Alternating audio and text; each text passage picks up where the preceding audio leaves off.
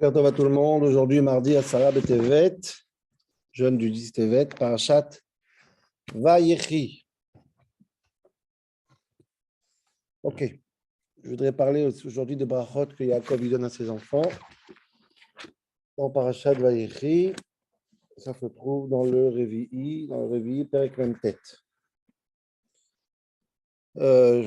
Je redemande à nouveau à chacun qui peut s'abonner, appuyer sur le bouton abonner dans YouTube. Ça fait en sorte que la publication est plus grande et ça donne accès à plus de monde au shiur. Merci à tous ceux qui sont abonnés ces derniers jours. Perek Memtet, Pasuk Aleph Vayikra Yaakov el banav vayomer he'asfu ve'agida lachem et asher yikra etrem bacharit hayamim. Yaakov, il appelle ses enfants à la fin de sa vie et leur dit, venez ici, approchez-vous, et je vais vous raconter ce qui va se passer, bacharit hayamim, à la fin des temps. C'est quoi la fin des temps? Alors, la majorité des Mefarshim disent que c'est quand il y aura Mashiach, des Ramban, Rashi, Midrash. Ragav Rashbam, notre fameux Rashbam du Pshat, il dit que ça n'a aucun rapport avec Mashiach. Ce qui va se passer à la fin, c'est-à-dire à la fin de la galoute de l'Égypte, ce qui va se passer avec les tribus, quoi. Ils vont rentrer en Israël, etc., etc. Bref, en tout cas, le futur. Ikaptsu, pasuk bet, ikaptsu veshim'u et bnei Yaakov veshimu el Israël avichem. Venez. Et écoutez les enfants de Yaakov, écoutez Israël avichem. Dans le même passouk, Yaakov et Israël, on a fait souvent la remarque, rappelez-vous du Rachaim Akadosh. Des fois Yaakov, des fois Israël. Dans le même passouk, on a Yaakov et Israël. On reviendra à cette histoire. En tout cas, bref, venez écouter votre père, il va vous bénir. Et là, ça commence Rouven, Shimon, Lévi, Yehuda, Issachar, toutes les brachot de toutes les tribus. Et on finit cette série de brachot avec une phrase, avec un passouk. Je voudrais aussi vraiment comprendre aujourd'hui ce passouk. Le passouk qui dit Kol eile shiftei Israël shnemasa. Tout ce qu'on a vu jusqu'à maintenant, ce sont shiftei Israël et shvatim qui sont 12. Les autres, asher diber elam aviyem vayivarech otam, ish asher kebirkato berach otam. Voici ce qu'il a parlé à leur père. Ish kebirkato, chacun a reçu la bracha de la bracha qu'il a reçue. Ok? Donc, l'idée, elle est claire. Venez, je vous bénis. Il fait toute la série. Voici les 12 qui ont été bénis, la bracha qu'ils ont reçue de la bracha, etc., etc. Ok? Je voudrais comprendre avec vous d'abord, ça va être le shiur d'aujourd'hui autour de ces brachot-là. Qu'est-ce que c'est que ces brachot? La notion de brachot, on prendra un exemple, une bracha, Shimon et Lévi aujourd'hui, mais comprendre l'essentiel, de manière générale, du moussag, de l'idée de la bracha, de ce que fait Yaakov ici. Et pour comprendre, je voudrais poser quelques questions très importantes. Première question, ce que j'ai fait allusion au début du shiur, Ikapsu veshimu bnei Yaakov veshimu el Israël avichem.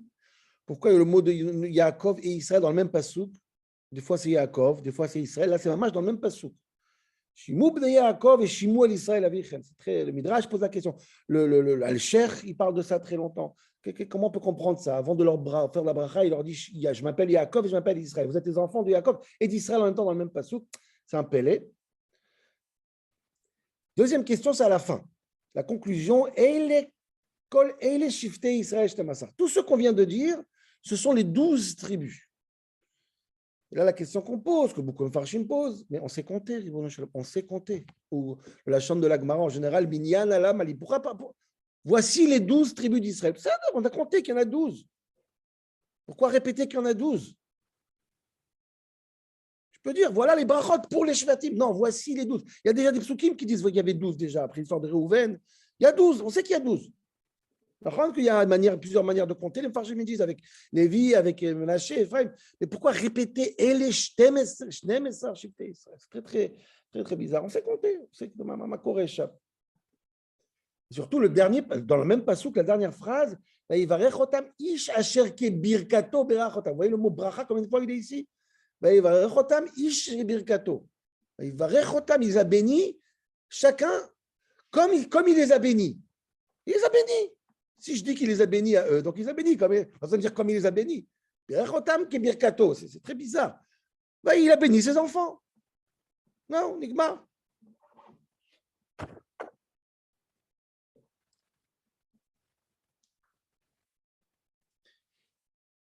Et la grande question que Rashi pose ici, La grande question que Rashi pose ici, c'est une fois que tu m'as expliqué que voici toutes les brachot, etc., que Yaakov, il a béni à ses enfants.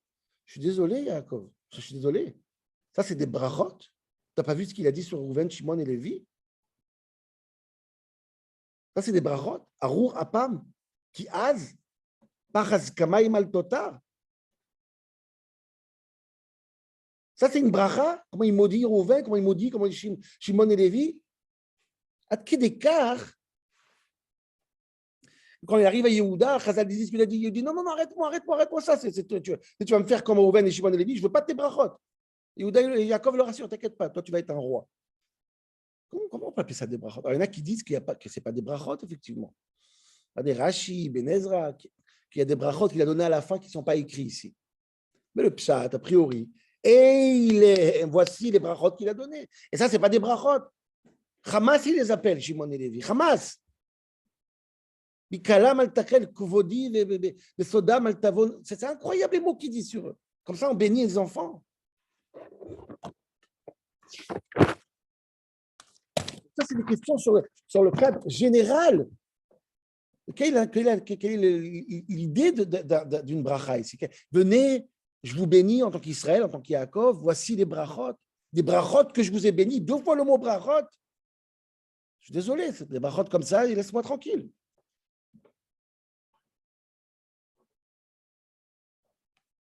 Et pour mettre le focus, le zoom sur une bracha, par exemple, je vais prendre une bracha de qui a fait à Shimon et Lévi. Je vais essayer quand même de rentrer dans cette bracha un tout petit peu, même qu'on peut rentrer beaucoup plus sur l'histoire de Shrem. Okay, on a fait plusieurs shiur sur Dina. On n'a pas tellement étudié sur l'idée de est-ce que Shimon et Lévi avaient raison ou pas. On parle de ça là-bas, je vous invite à regarder le shiur dans Dina. Mais il y a un Ramban incroyable qu'on n'a pas étudié à l'époque qui essaie de comprendre ce qui s'est passé là-bas, sur l'argument, est-ce qu'ils ont bien fait ou pas en fin de compte. Et je voudrais, Mamash, regarder qu'est-ce que Yaakov leur crie dessus, leur maudit, avant de mourir sur l'histoire de Shrem. Parce que c'est pas chute insupportable. Le passouk qui dit comme ça. Je rappelle le passouk. Shimon et Lévi, Achim, Shimon et Lévi, des frères, Kele Hamas Mecherotem. Hamas, des voleurs, des bandits.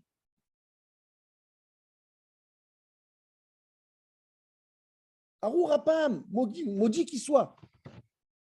Maintenant, je pose la question, Ramban pose, plein de poses, Bechlal. Quand Shimon et Lévi tuent tout Shrem à cause de Dina, rappelez-vous ce qu'il dit le passouk là-bas. Yaakov leur dit, mais on va se faire tuer partout, on va se faire égorger par toutes les nations autour. Qu'est-ce qu'il dit Shimon et Lévi? Akezona yaset achotenu. Est-ce qu'on va rendre notre sœur une zona, une prostituée? Qu'est-ce qu'il répond Yaakov? Check. Pas de réponse. Le dernier qui parle, le dernier qui a raison. Si Yaakov n'a rien à répondre, c'est qu'ils avaient raison. Et pas seulement qu'ils avaient raison parce que c'est le dernier qui parle. Dieu prouve qu'ils ont raison. Pourquoi? Toute la raison qu'il y a comme il avait peur, c'est pourquoi? Parce que les nations vont s'énerver. Il y a marqué que Dieu il a mis la peur sur toutes les nations et personne n'a bougé. Donc même Dieu il a donné raison à Shimon et Lévi. Et Ramban il rajoute que quand Shimon et Lévi ils ont dit l'idée de la Brit Mila à Shrem, il était là, Yaakov, il a écouté, il n'a rien dit. Je ne comprends pas ça, c'est quoi? Donc Shimon et Lévi, c'est clairement ils ont raison. Et en plus, que des années après, quand tu vas mourir, tu vois très bien que tu as eu le tort, Yaakov, parce que personne ne s'est vengé. Toute la peur que tu as eue, que tu as reproché à Shimon et Lévi, parce que tu avais peur que les nations vont se venger du meurtre, personne ne s'est vengé. Alors lâche. Non, je vous maudis quand même. C'est très grave ce que vous avez fait. Ça, quand même. Et s'ils sont tellement insupportables, Shimon et Lévi, tellement vous êtes insupportables, alors qu'est-ce qu'il y a marqué? Afitzem Beyarakov, c'est quoi le passouk là-bas? La punition, c'est que je vous séparer dans tout le peuple juif. Je vous éparpiller. Quelqu'un qui est pourri, excusez-moi du terme, quelqu'un qui est méchant, quelqu'un qui a des mauvaises méthodes, tu ne sépares pas dans le peuple juif, il va contaminer tout le monde. Qu'est-ce que c'est comme punition? Au contraire, il faut les exclure à l'extérieur. Alors, qu'est-ce qui se passe, Shimon et Lévi? Qu'est-ce que c'est que cette bracha, entre guillemets, cette klala, qui n'est pas justifiée? Tout prouve qu'ils avaient raison. Dans l'argument, et dans les faits, et dans les miracles.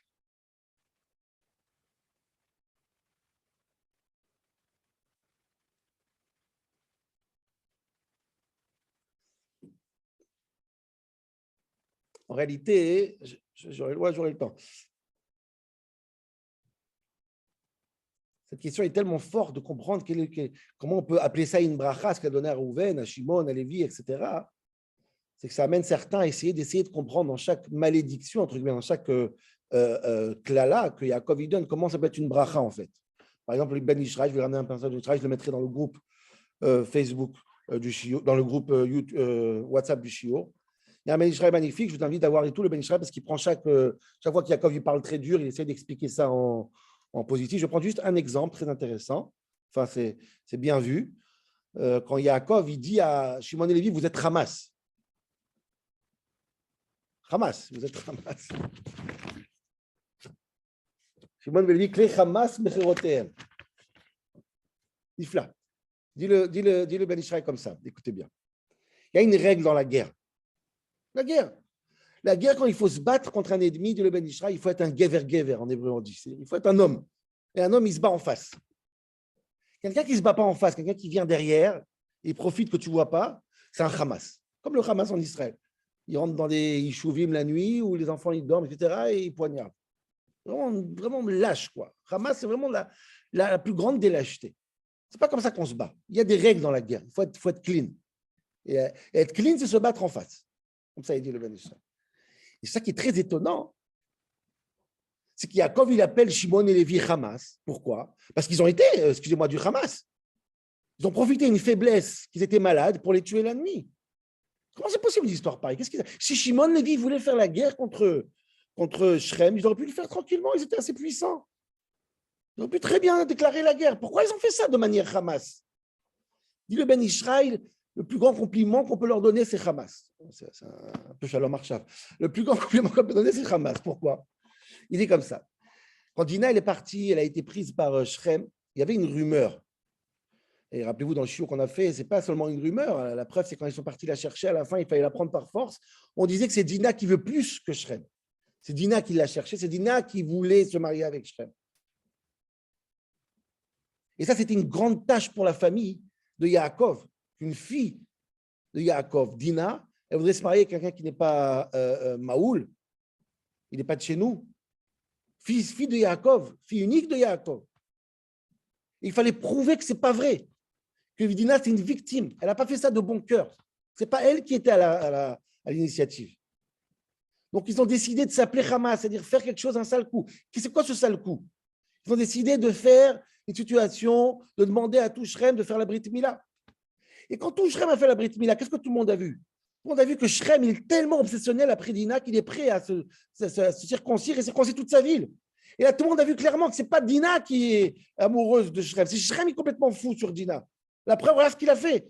Une ville entière, ils font la Brit Mila pour ses pulsions.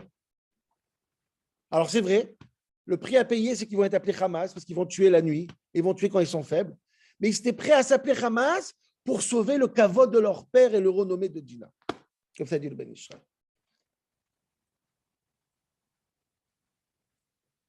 Et il continue Ben Ishraï, comme ça il explique chaque mauvaise chose, comment c'est une bonne chose. Bon, c'est un beau drache. Merci beaucoup le Ben Ishraï. Mais bon, j'aurais aimé quand même ne pas m'appeler Hamas. Hein. J'accepte le vater. C'est quand même dur, quoi. C'est quand même dur. C'est pas une bracha, c'est quand même compliqué, quoi. Mais regardez le Ben Ishraï, je mettrai ça sur le groupe Emir Tzahachem. Moi, je voudrais comprendre Bémet, la Omek, bien comprendre un vort, une profondeur sur le moussag, sur ce qui s'est passé ici avec Yaakov. Et je voudrais construire ça sur un morceau de Zohar que le Netivot Shalom y ramène, de Slonim. Baal Netivot Shalom, sur notre paracha. Le Zohar, il dit comme ça. Quand Yaakov et Banav, quand Yaakov il a appelé tous les enfants, et tout le monde connaît le Midrash il dit Bikesh Yaakov les galot et aketz. C'est quoi Bacharit Yamim? C'est quoi, pourquoi il a appelé ses enfants pour leur dire ce qui se passera dans la fin des temps? Il voulait leur dire quand est-ce que Mashiach il arrive. Qu'est-ce qui va se passer dans les temps finis, dans les temps messianiques, dans les temps où l'aboutissement, tout, à la fin. Istalka mimenu Shrina, dit le Midrash, et Ruach HaKodesh, il s'est sauvé. La Shrina a disparu. Il a oublié ce qu'il voulait dire. Il trilomar dvarim acherim, donc il a dit ce qu'il a dit ici. Il dit le Zohar HaKadosh, je pose une question, mais ce n'est pas possible une chose pareille. C'est quand même la Torah, c'est quand même Yaakov. La Torah ne va pas nous raconter qu'il voulait et qu'il n'a pas réussi.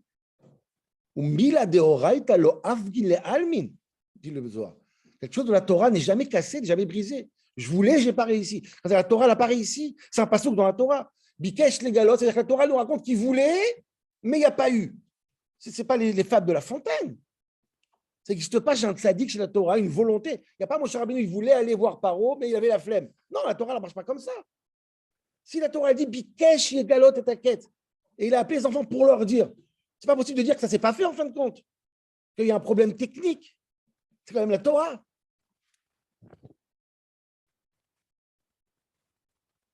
Et si ça s'est passé comme ça, pour la Torah nous raconte, ça n'a aucune importance. Il voulait, il a pas réussi. Nous, alors, passe directement au brachot. C'est pas normal une chose pareille. Dit le Zohar à Kadosh, je veux dire les mots du Zohar, et après moi je vais essayer d'expliquer une explication extérieure que peut-être ça explique le Zohar. C'est pas du tout ça le pshat du Zohar, je suis sûr, c'est dans la Kabbalah, mais ça peut s'habiller sur le Zohar comme il faut. Dit le Zohar, en vérité, s'il y a marqué que Bikesh, Yaakov, les galotes et Taket, Yaakov, il voulait donner le quête, il l'a donné. Il n'y a pas une volonté qui ne s'accomplit pas. Il l'a fait. Il l'a dit à ses enfants, Harit Ayamim, la fin des temps, de leur temps ou des temps messianiques en général. Mais ça s'est fait de deux manières. Dit le Zohar, Gali Vesatim. Galia Vesatim. Ça s'est fait de deux manières, découverte et couverte, cachée et dévoilée. Ça, c'est le Zohar. Et je voudrais, moi, essayer de ramener vraiment un petit grain de sel pour essayer de comprendre ce que ça veut dire ce Zohar. J'ai envie de vous dire, en vérité, le même shiur qu'on a fait sur Bereshit. En vérité, Yaakov, quand il a donné des brachot à ses enfants, il a donné à chacun deux brachot, une galia et une satim.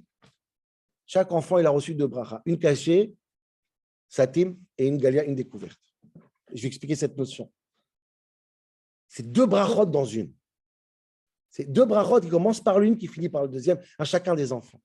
Là, on parle de satum, de ce qui est caché, et l'autre, c'est l'aboutissement, ce qui est dévoilé. Comme Bereshit, Dieu a voulu créer le monde, il a commencé par Organoz et après il a fait une deuxième création. Et chaque jour de la création, je vous invite à regarder ce chiot, chaque jour il a commencé par un je veux, et il a fini par j'ai fait. Mais les deux sont reliés. Et chaque jour il y a deux créations en fait. Et chaque bracha, il y a deux brachot, une qui est Satoum et une qui est Glouya. Je vais essayer d'expliquer cette notion. C'est une notion très connue, c'est une notion qui est rappelée dans plusieurs endroits, dans Torah Chassidut, dans pas mal d'endroits, mais je veux dire avec les mots que j'ai trouvés hier dans un livre qui s'appelle Sichat Parashat Shavua du Rav Navatzel. Navatzel, je sais pas comme ça, je pense qu'on l'appelle. C'est le Rav de la vieille ville d'Yerushalayim, un Rav très, très important. Il a 90 ans, un très, très vieux Rav, très chachouv, les élèves de Rabbi Shlomo Zalman Auerbach, un grand possèque, quelqu'un de très, très apprécié. Et il y a un livre sur Parashat Shavua, ça s'appelle Sichat Parashat Shavua, et j'ai vu que lui, il a les bons mots pour définir cette notion. Et je voudrais comprendre c'est quoi ces deux brachot. Rappelez-vous, à la fin, Yaakov, il dit, je donne la bracha de ma bénédiction. Deux fois le mot bracha. Il y a deux brachot ici. Je vais essayer d'expliquer cette notion. Edin Chakira, avec mes mots à moi. Ça veut dire, on peut essayer de dire comme ça. Viens, on essaye d'analyser 30 secondes. C'est quoi le moussak bracha? C'est quoi une bracha? C'est quoi une bénédiction? C'est quoi une bénédiction? Il y a deux manières de comprendre une bénédiction. Tu peux la comprendre. Je te bénis, c'est-à-dire je te souhaite. Ça veut dire tu n'as pas d'argent. Je te souhaite de gagner au loto. Tu n'as pas de santé. Je te souhaite d'avoir la santé. Je souhaite d'acheter, je souhaite de faire, je souhaite d'aller. Je souhaite que ta vie change. Un petit peu, ou beaucoup, ou moyen, mais en tout cas, quelque chose de nouveau qui va atterrir dans ta vie, qui va modifier ta vie, qui va s'ajouter à ta vie. C'est une bracha. Ça veut dire que c'est l'atid pour le futur. Il y a une autre manière de voir une bracha, dit le Rav Navatzel. Ce n'est pas une chazaka l'atid. Ce n'est pas que je te souhaite. Non. C'est en vérité une bracha, c'est quoi? C'est une bracha, c'est quelque chose qui vient dévoiler ton vrai bien. C'est-à-dire, je connais ton potentiel. Je connais c'est quoi que tu as besoin réellement. Et je veux que ce que tu as besoin, ton potentiel, il s'accomplisse. C'est ça, la deuxième sorte de bracha. Je sais au fond que tu as un potentiel que tu n'arrives pas. Je te souhaite de t'amener à t'aboutir, à t'épanouir, à devenir toi-même. Quelle est la différence entre les deux brachot? C'est très simple. La première bracha que je te souhaite, okay, dis-le Rav. D'abord, c'est possible, ça n'a pas marché. Tu as donné une bracha, et alors? Et même si ça marche, c'est possible que ça va être trop mal pour toi. Je te souhaite de gagner au loto, tu as gagné au loto, ça fait en sorte que tu as perdu la tête, tu as divorcé, tu as perdu tout.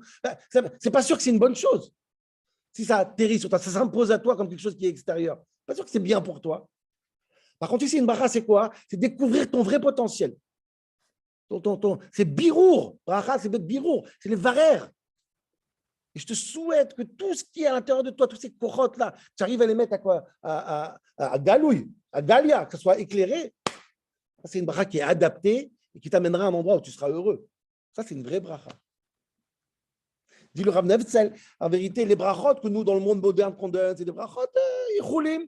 Je te souhaite. Non? Combien tu penses? Combien de mètres tu penses que ce que tu souhaites, ça ira? La bracha de Yaakov, dit le Rav Nevtzel, ce n'est pas une bracha que je te souhaite.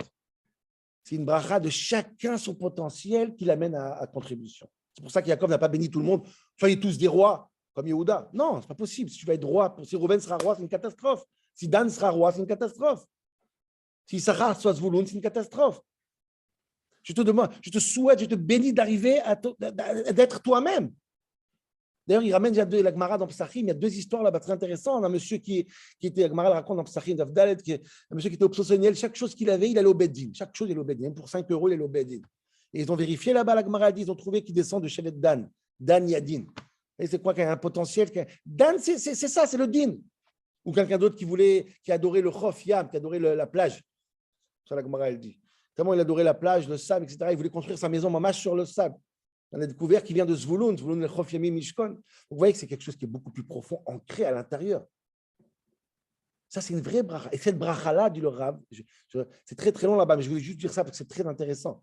La bracha, ce birour-là, ce tri, ce rentrer dans l'intérieur de la personne. Et les varères,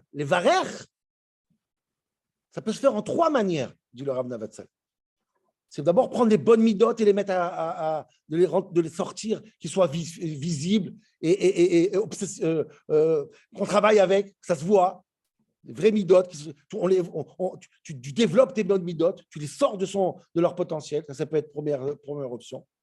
Il y a les mauvaises midotes raot, shliliot, comme ça ils les appellent. Ceux-là, il faut bien mettre après que tu rentres tous les bureaux, il faut les exterminer.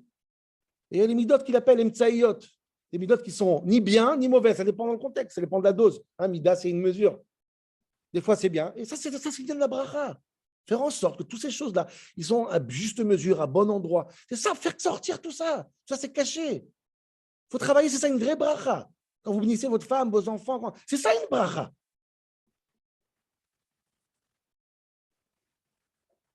Il dit le Rav, ça, c'est exactement les brachot que Yaakov, il a fait à Reuven, Shimon et Lévi, etc., etc. Moi, je voudrais rajouter quelque chose, je voudrais expliquer, pas exactement comme il dit lui, mais je vais vous donner bien cette explication. En réalité, une bracha parfaite, je pense que c'est ça l'idée, c'est les 2 brachot.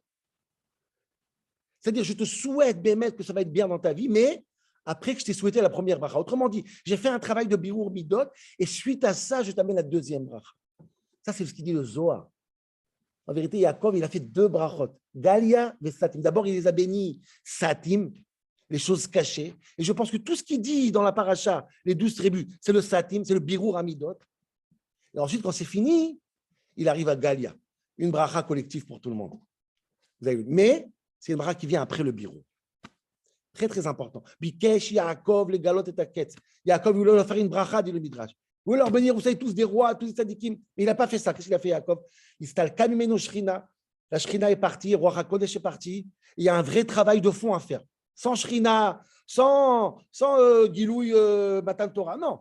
Un vrai travail d'abord de Yaakov.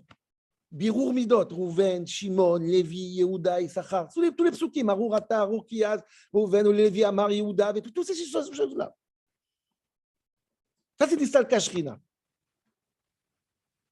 Et ensuite, quand elle a fini ce birour, ben, écoutez bien le pasouk à la fin. Qu'est-ce qu'il dit le pasouk à la fin?